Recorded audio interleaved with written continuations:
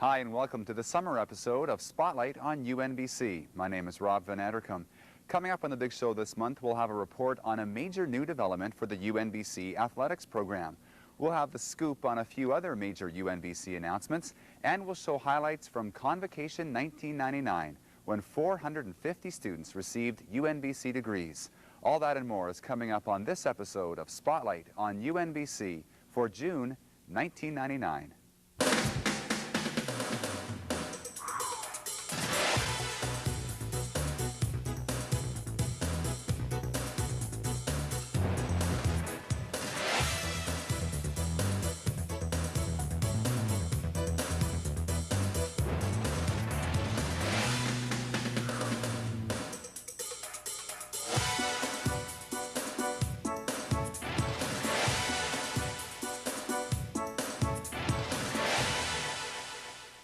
All of the main academic buildings on the Prince George campus were built between 1992 and 1994, but construction is now underway of a long-awaited new facility.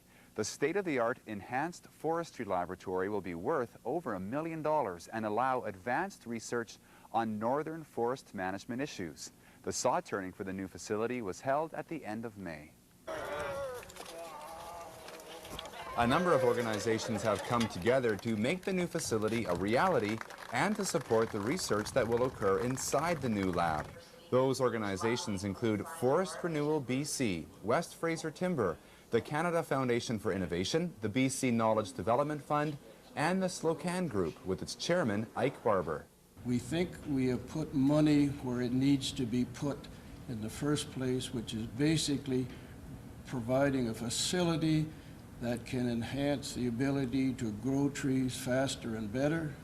We were happy to provide a chair to add to the brain power to make the facility work, and I'm appreciative of West Fraser for also adding a chair to make that brain power work. Our foresters and our company and throughout the region look forward to the results of this important work, and I believe, as Dave Zernhelt mentioned earlier, that the knowledge we gain from these studies can again turn our industry into a growth industry in northern British Columbia. The lab itself will be built on campus across from the main UNBC laboratory and have a number of features that will allow investigation into a number of forest issues. The priority will be on forest growth and yield and mixed wood ecology. To your left over there is the compound, the main compound where we drive into to start with. And there'll be the access to the building, to what we call the header house of this laboratory. The laboratory is split into two. There's a header house and a greenhouse, and we'll have access in there for unloading plants, etc. In this area right in front of us here is the main header house, which will comprise of 3 or 4 labs and the main work area, as well as washrooms and coffee room. And then in the area behind me here is where the main 4-compartment greenhouse will be. In each compartment, we'll be able to alter the temperature, heat, light, we'll be able to adjust all that. And of course, as you can see, we've given it a totally southern exposure so that it will enhance the growing of the plants, etc. in the building. The lab is merely a place where valuable forest management information will be developed. The research is the real product, and Slocan Chairman Ike Barber expects to see results in the near future. It's certainly a near-term thing in better managing the forest base that's on there now. Should start showing up in 5 years. The results of growing trees faster and bigger from this lab probably will be 20 years.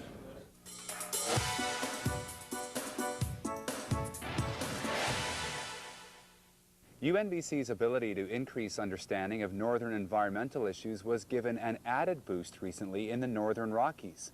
UNBC's Northern Land Institute has developed a partnership with the Muskwa-Kechika Management Board to develop a research strategy for the Northern Rockies that recognizes both the incredible wildlife diversity of the area and the great resource development potential.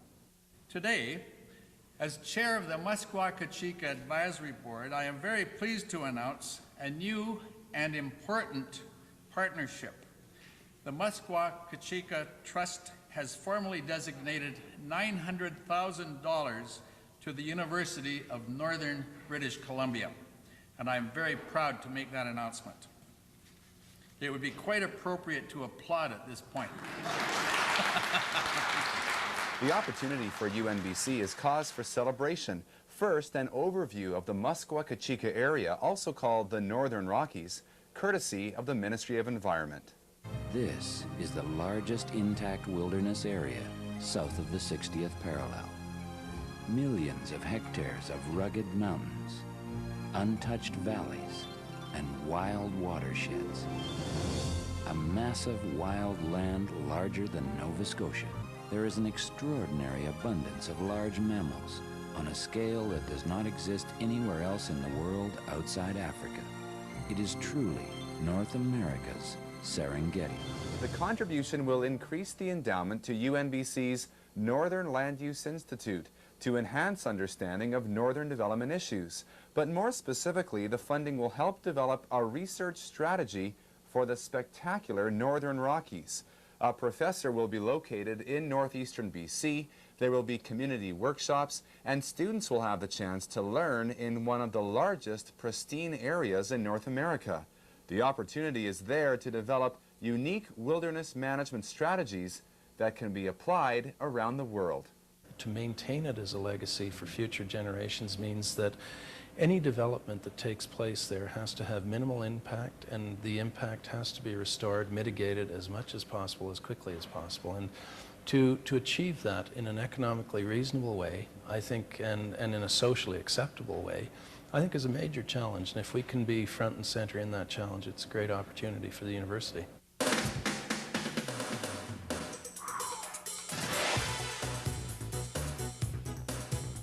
On the health front, Federal Health Minister Allan Rock visited UNBC recently with news that will secure UNBC's place on the national stage. Come this fall, the university will host a national summit on rural and remote health, and UNBC will launch a network of rural health researchers. We need research on rural and remote health issues. Research into why the population health standards are lower. Research into how to retain and recruit doctors and nurses. Research into how better to meet the healthcare needs of the rural populations in Canada. And today I'm happy to announce that Health Canada will spend $200,000 to allow the following to take place. First, there will be a national summit on issues of rural and remote health and health services right here in Prince George at the University of Northern British Columbia. The announcement came after a day of meetings at UNBC when Minister Rock met with a number of people involved in healthcare delivery and healthcare research in northern BC. There was unanimous support for greater attention on rural health research. I just can't emphasize enough the importance of this initiative. It's just terrifically important. So we need to bring to it our small town attitudes and enthusiasm and make it go. While there's a need for more rural health research, there's already a lot underway at UNBC. Nursing professor Bev Leipert has conducted research on rural nursing and is currently doing a study on women's health in northern communities. Of course. I mean, creating a national network and locating that here, like that summit here, it will give us a national, if not an international, profile. So yes, it acknowledges the expertise that's here, but it will also help us connect with other people in the country who may be doing related research. For instance, at Lethbridge, they're looking at rural health issues in the prairies. Well, they will probably come here, so we can connect with those people and create linkages with people that are doing similar work, and then that will create more of a national voice, a focused voice for rural and remote health issues. Usually when we speak about two-tiered medicine, we think about healthcare for the wealthy and healthcare for the not-so-wealthy. My concern is that two-tiered medicine in Canada is increasingly coming to mean the difference between healthcare in rural and remote areas compared to healthcare in urban centers. You know, 1/3 of our population lives in remote or rural areas, 1/3 of Canadians. We have a heavy responsibility, certainly I do as a Federal Minister of Health, to make sure that those Canadians have equal and fair access to quality health services and fair access to a quality of life and of health alongside every other Canadian. And The National Rural Health Summit will be held at UNBC in October.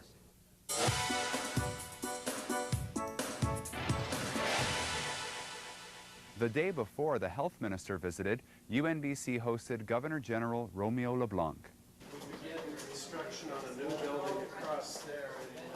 During the visit, their excellencies participated in presentations of research in cardiovascular health, Alzheimer's disease, and fisheries. Later, they met with social work students in UNBC's First Nations Centre. The itinerary matched their excellencies' interests. The Governor General is a former federal fisheries minister, and his wife is a former social worker who recently created a scholarship for First Nation students in social work.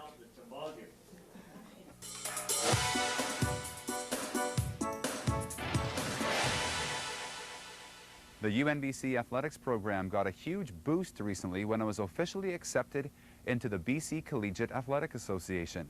As a result, the men's and women's basketball teams, which have been gearing up for the past few years, now, finally, have a league in which to play.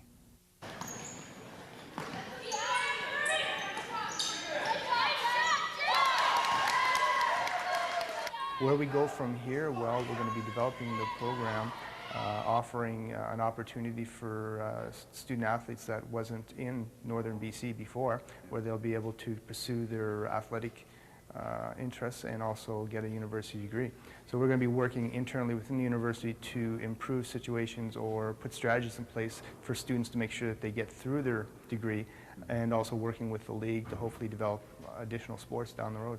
Those sports which may join the league in the future include rugby and Nordic skiing, both of which are popular at UNBC, but for now the focus is on basketball, and the men's and women's teams will play their first official games in the BC Collegiate League in the fall. We're going to be interviewing shortly for our coaches. We've created actual positions for them, which is, we'll be one of the only institutions in the league that actually does offer positions, so we should have a lot of continuity that way. And the other positive fact that we have is that our students are usually here for 4 years as opposed to 2 years at some of the colleges, so we should only be losing 2 to 3 players a year, so it will make the recruiting a little bit easier, and plus the coaches get to work with the athletes quite a bit longer to improve their skills. So I would expect the program itself, the teams, are going to, within a matter of 2 to 3 years, start producing winning teams. Call this recruiting for the long term. Hundreds of Prince George area elementary school students took part in a series of outreach camps conducted this past year by the Northern Timberwolves.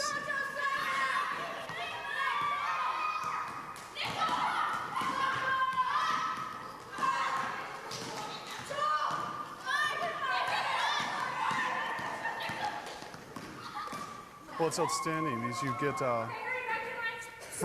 some fresh people in here that they haven't seen, and they're very responsive to.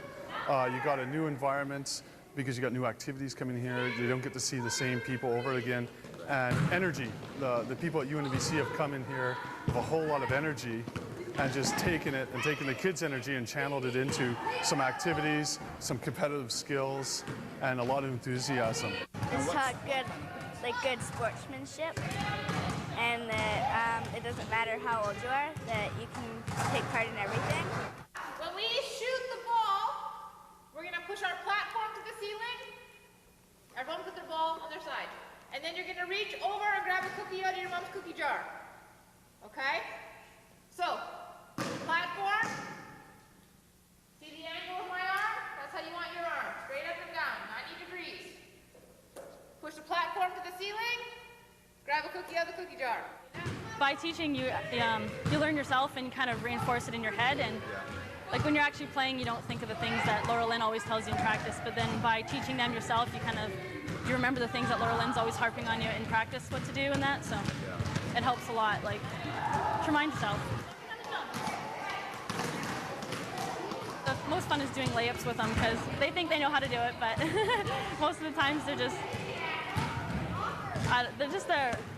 they think they know what they're doing, but especially the boys there. They think they know all about basketball, but it's fun to teach with them. Sometimes I get mixed up on my feet when I lay up. And now you're better? Yeah, now I know what feet I'm gonna go on. The Northern Timberwolves will be conducting basketball camps in August for high school players. Call the UNBC Fitness Center for more info.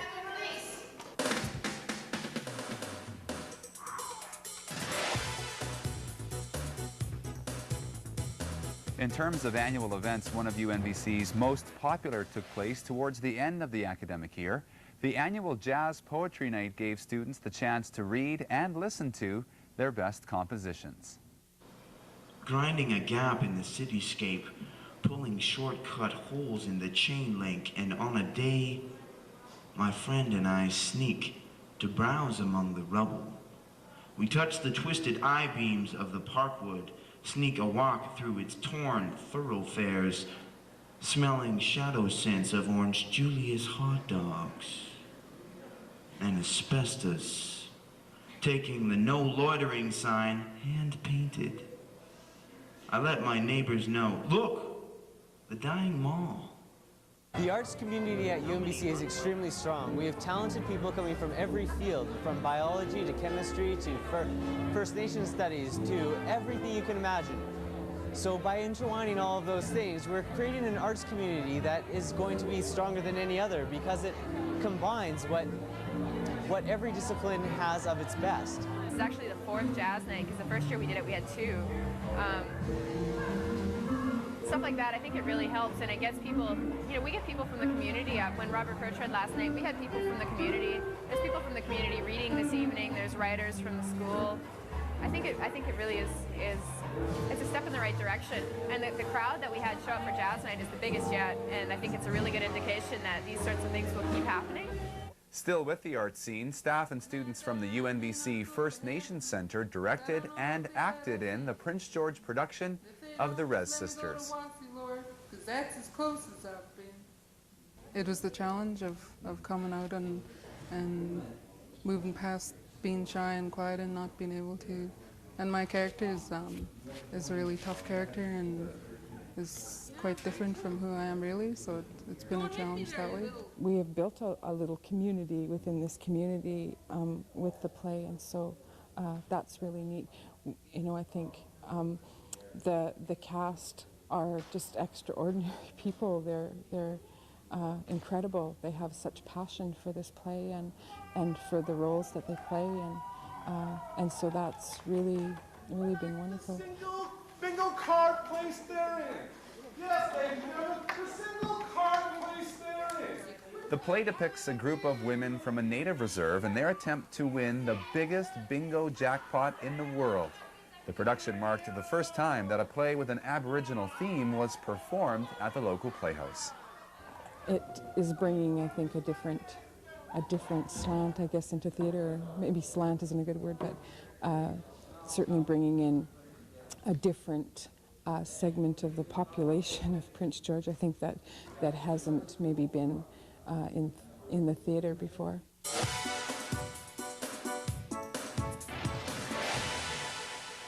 While the Jazz Poetry Night is a popular annual event, the attendance can't quite measure up to the convocation ceremony, which attracted more than 3,000 people this year. Just over 450 students received degrees, pushing the total number of UNBC alumni over the 1,100 mark. Highlights now from the biggest UNBC event of the year, as well as the smaller convocation ceremony that was held in the NASS Valley. Started in '92, and it's great to be finally finished, but it's exciting too, yeah. And I'm going on to do my master's. What are you going to remember most about UNBC? Probably the people. The people here have been absolutely fantastic. I don't think I've ever made so many friends in such a short time. And the professional stuff was great too. Oh, I'm excited, ecstatic. It's been the greatest experience of my life. Why?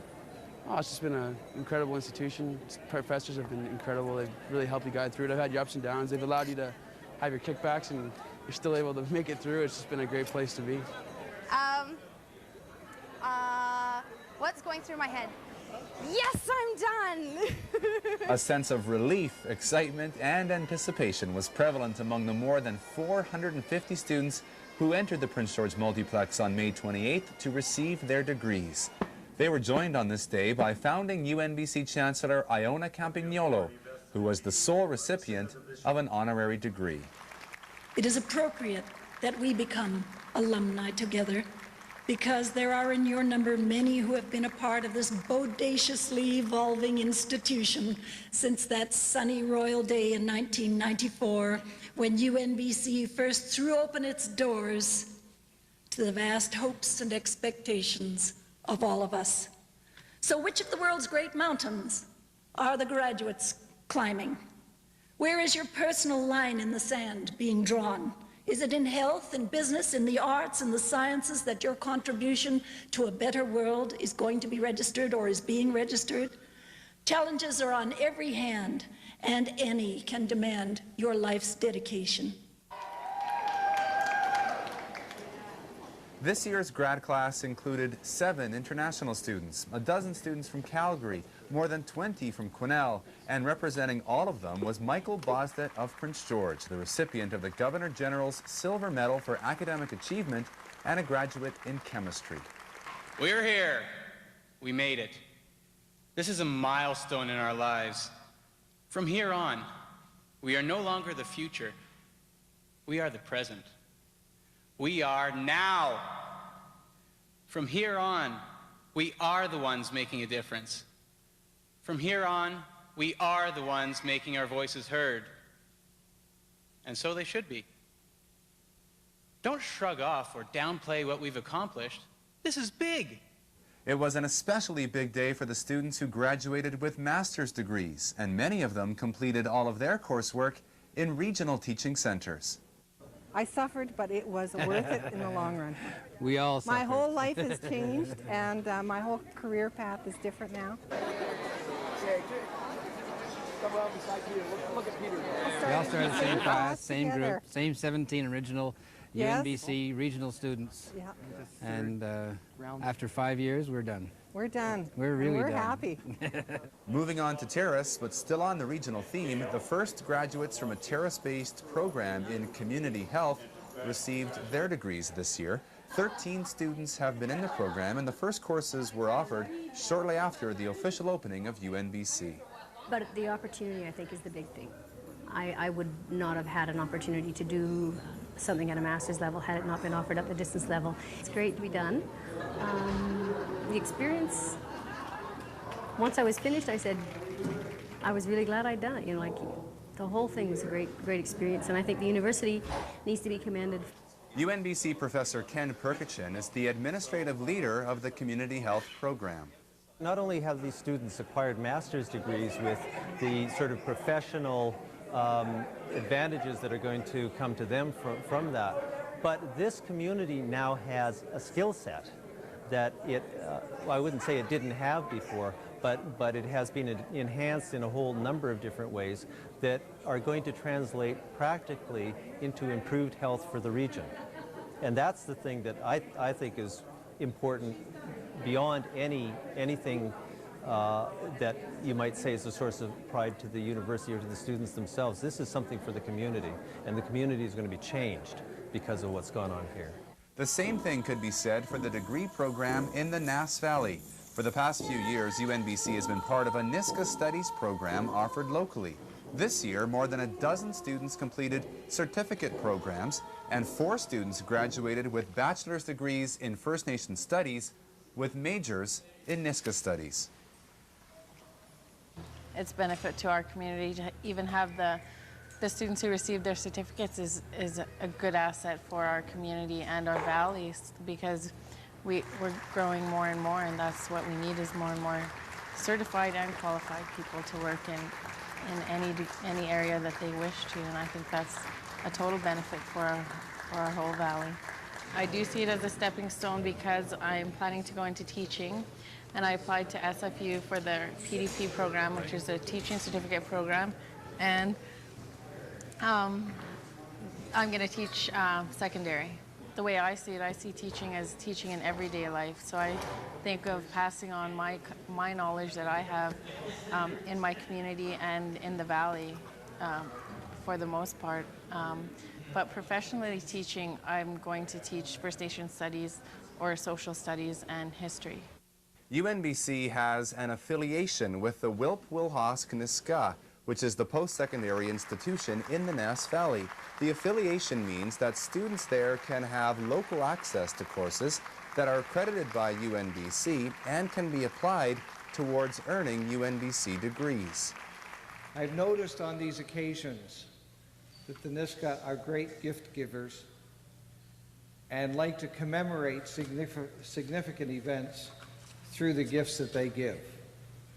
So today, Jacob and Deanna, we have a gift that we would like to give to you.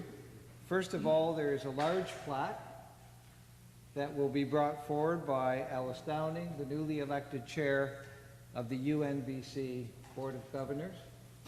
And then there will be annual plaques to go with it to commemorate the graduates. They go back to 1997, 1998, and this year's graduates 1999. The class of '99 includes Nisga'a elder Sadie Tait, who was in her early 80s when she started taking classes in the NASS Valley. Now that we've come to this era of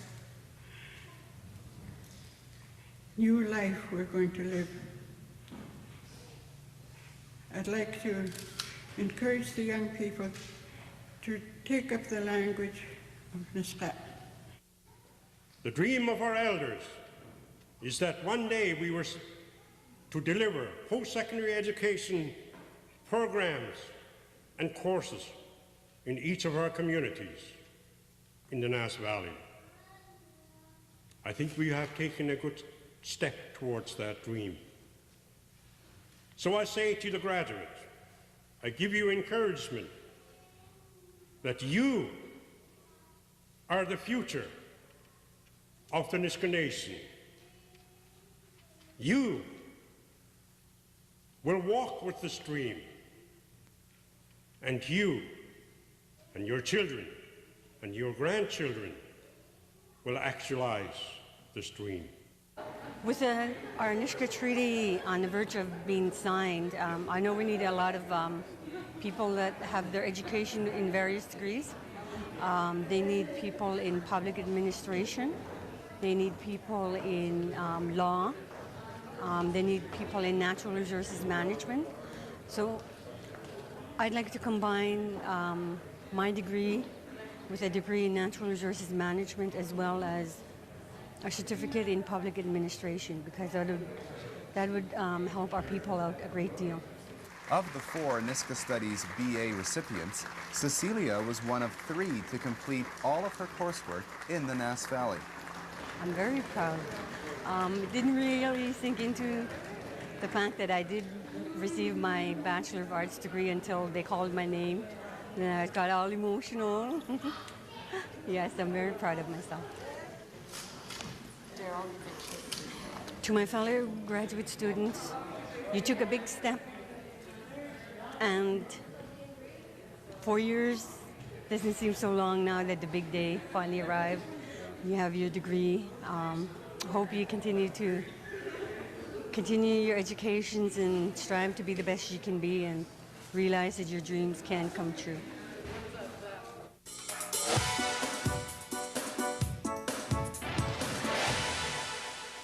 Thanks for watching this episode of Spotlight on UNBC, our last for the 1998-99 academic year. Have a great summer, and I'll see you again in the fall.